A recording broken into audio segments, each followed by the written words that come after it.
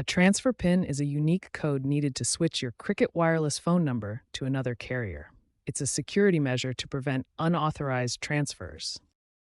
The myCricket app is the easiest way to obtain this PIN. It's Cricket Wireless's official app for managing your account.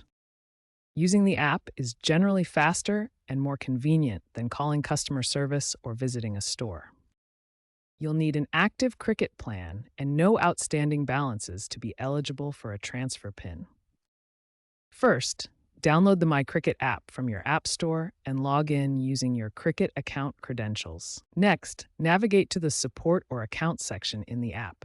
Look for options like Port My Number or Transfer PIN. You'll need to verify your identity. This may involve security questions, biometric authentication, your account password, or the last 4 digits of your SSN.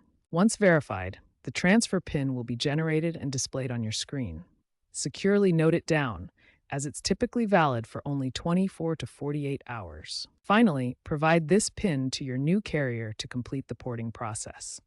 The entire process usually takes 1 to 2 business days.